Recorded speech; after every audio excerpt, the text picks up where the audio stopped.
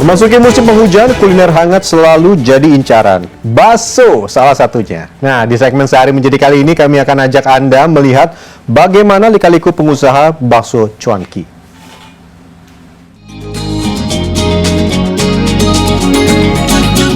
Bakso.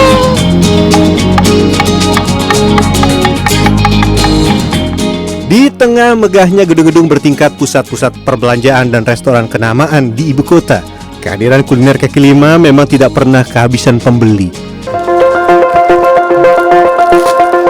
Kawasan Pasar Rebo Jakarta Timur jadi salah satu tempat pembuatan bakso ibu kota.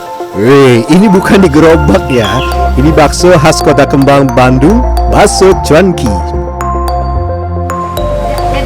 Karena kondisi sedang pandemi harus menyiasati. Biasanya sih pakai ikan tenggiri semua ya.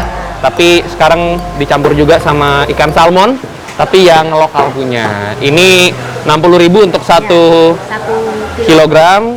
Kalau yang tenggiri, ya jatuh mabu. Ini 100 ribuan. Salmon lokal. Ikan tenggiri dan ikan salmon lokal dipilih karena rasa dan wanginya yang lebih kuat dibanding ikan jenis lain. Meski harganya lebih mahal mencapai di atas Rp50.000 per kilogram, ikan tenggiri atau salmon lokal tetap dipakai untuk menjaga kualitas dagangan. Kalau ikan tenggiri untuk adonan pangsit dan kuah berbeda dengan adonan bakso. Daging yang digunakan adalah daging sapi. Oh, kalau bakso, saran dari pedagang-pedagang di sini cari yang ada serat-seratnya. Bisa bagian paha ya, atau bagian lamusir. Ini bagian punggung kalau nggak salah ya. Punggung ya, punggung sapi ya. Oh, bagian atas lah ini. Ya. Biar ada kenyal-kenyal ya, kayak bakso urat gitu. Daging juga tidak bisa dibuat terlalu halus agar tekstur kenyal dari bagian urat tetap terasa. Makasih ya, Pak. Lanjut kita beli cabai dan aneka sayuran. Kegiatan ini rutin setiap pagi dilakukan sebab bahan harus dalam kondisi segar ketika disajikan kepada pelanggan. Di kawasan Pasar Rebo ada lebih dari 40 penjual bakso cuanki beroperasi. Tapi imbas pandemi, hanya setengahnya yang bertahan. Oke, pertama-tama saya akan membuat adonan untuk bakso dan pangsit. Ikan yang kita beli di pasar tadi dicampur dengan sagu dengan perbandingan 1:2. Setiap kilogram ikan, 1 kilogram misalkan, salmon lokal atau tenggiri dicampur dengan 2 kilogram sagu. Dan kalau buat si cuankinya ini, jangan lupa pakai daun jeruk. Ini kan ada hijau-hijau nih. Nah, ini daun jeruk biar nggak amis, tips dari abangnya. Dalam sepekan, pedagang akan membuat pangsit 3 kali dan bisa menghabiskan 4 kg ikan. Pangsit mampu bertahan sampai 2 pekan, tapi gorengnya harus kering betul ya. Mindahinnya juga harus cepat ya, biar matangnya dalam satu cetakan yang bersamaan. Dan mindahinnya juga harus set. Usahakan dia nggak pas ketarik, terus kemudian ambil gini, karena dia masih nggak lengket-lengket banget sebetulnya. Pegang atasnya, comot, tahan bawahnya, cemplungin.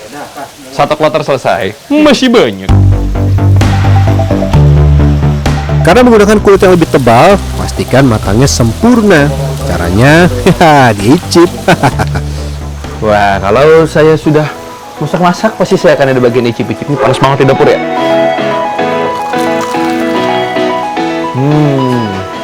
Enak. Ikannya berasa. Karena perbandingannya juga nggak terlalu banyak si sagunya. Dan tipikal kulitnya si cuanki itu memang harus agak sedikit tebal, biar nanti ketika disiram kuah enak.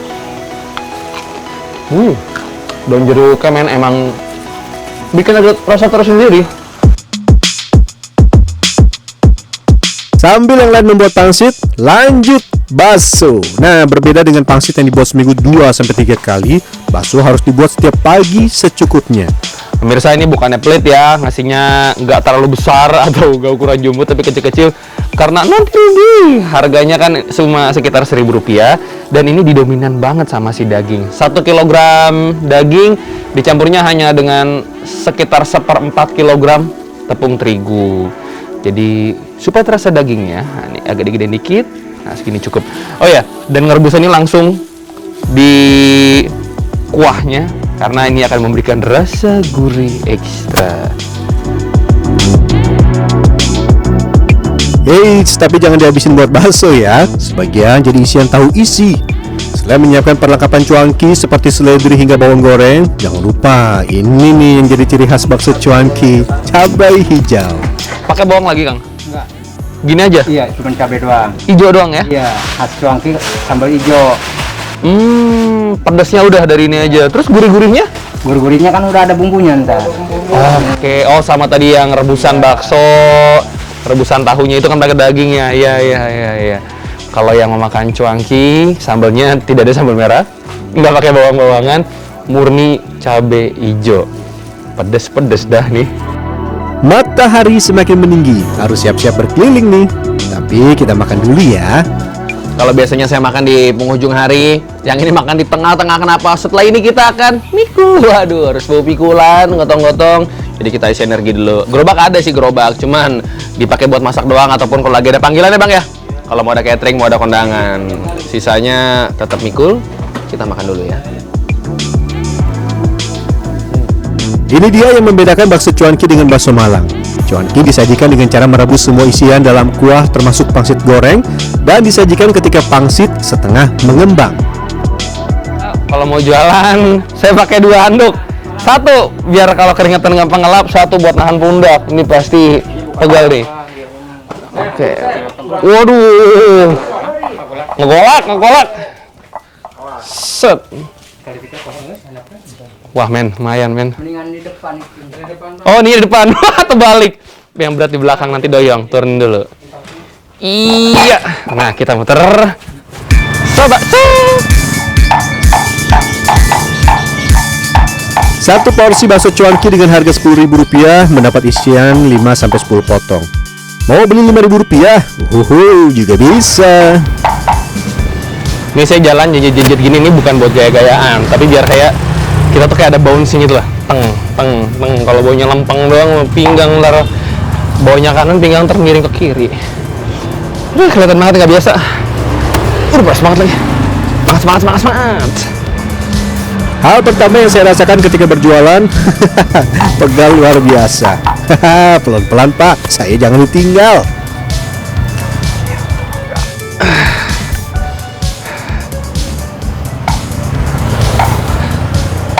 Baru 10 menit, udah ganti tangan. Semangat. Wah ini. Nah, belum lagi kalau ketemu kendaraan. Oke.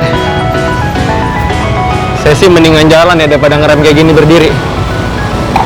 Cuman ngeri-ngeri sedep. Takut nyenggol mobil orang.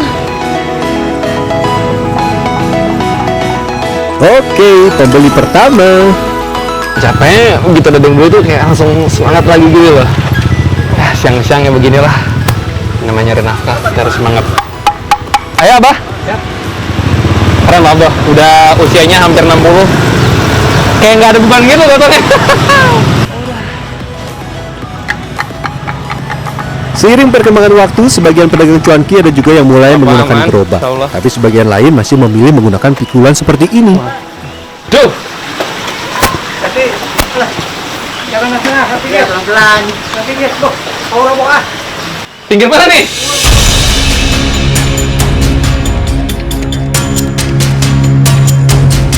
Tengah jangan diinjak, pinggir aja. Iya.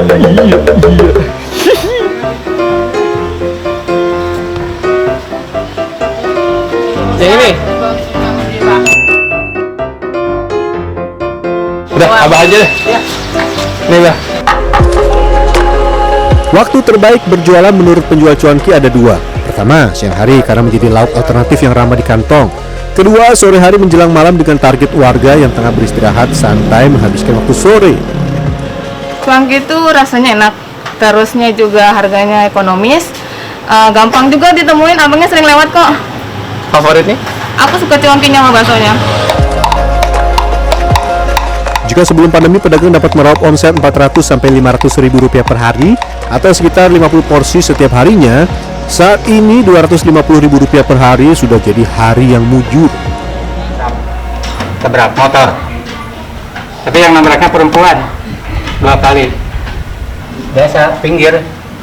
Jalan pinggir gitu biasa. For your info, cuanki juga punya nilai sejarah loh. Ini dia. Jadi cuanki itu tadinya nggak ada yang tempat yang netep, dia tadinya gerobak terus dikelilingin gitu, ya. Sepertinya dulu ada orang namanya cuanki yang jadi bosnya gerobak-gerobak itu gitu ya, dia yang masak terus gerobaknya ngelilingin sampai akhirnya cuanki itu jadi term untuk bakso tahu kuah. Jadi kalau supaya orang gampang inget terus dikasih singkatan ya, cari uang jalan kaki ya boleh-boleh aja sih kalau menurut saya. Gimana? Anda juga tertarik mencoba menjadi pedagang cuanki? Tapi harus bisa menyeimbangkan pikulan yang berat ini ya. Jangan sampai jatuh. Rian Fernando, Dwi Agung Yuliarto, Jakarta.